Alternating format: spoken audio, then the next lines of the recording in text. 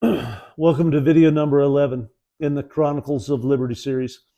And the Puritans certainly have to be the next, chronologically speaking. Dissidents of the Church of England for not being Protestant enough. They left and arrived in America on the Mayflower in 1620.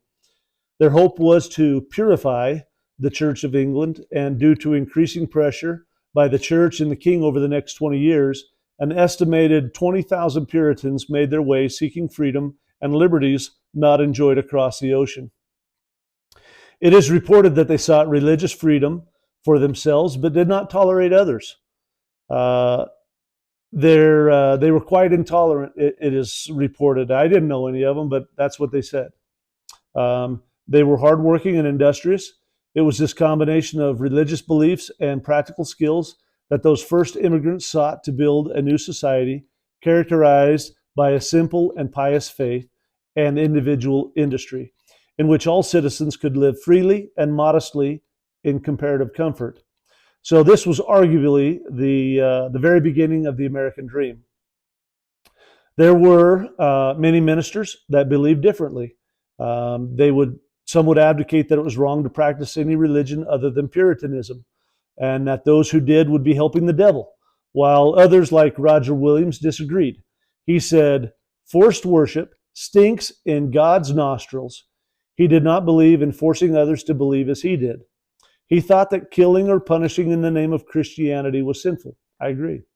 My 11th great-grandfather, Edward Fuller, with his wife and son Samuel Jr., were among those that arrived on the Mayflower seeking religious freedom. He was a signer of the Mayflower Compact. The draw to be free on this continent has forever been a blessing from God to my family. God has enabled people throughout history to come to this covenant land to be free. These Puritans in the colonies wanted their children to be able to read and interpret the Bible themselves, rather than to have to rely on the clergy for interpretation. This idealism, or some may call a rebellious spirit, has evidently existed a long time. Among the religious beliefs of the Puritans that I find critically important is that of covenants, or a covenant theology. Remember, the God of the Old Testament called his people, the Israelites, or Jews as we call them, his covenant people. And I believe this is really important for bringing the Puritans as well to this continent. This covenant theology made individual salvation deeply personal. It held that God's predestination was not impersonal and mechanical, but was a covenant of grace that one entered into by faith. When you consider a personal relationship with God, liberty and freedom are at the very center of this relationship. Agency begins to take on a whole new meaning. In fact, marriage and family were so central to their beliefs that it enforced a new meaning to protect, preside, and provide for one's family. No authority would interfere in these duties. A fun poem written by Anne Bradstreet said this: I had 8 birds hatched in one nest, 4 cocks there were, and hens the rest.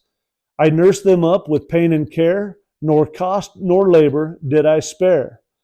There's always a familiar beginning to sentiments and opinions on subjects like liberty. For my family, although it was here among the Puritans, mine started much earlier. You've heard me say, jus meum tabor. It means, I will defend my rights. It is in our family crest from the mid-1500s. You see, I come by it honestly.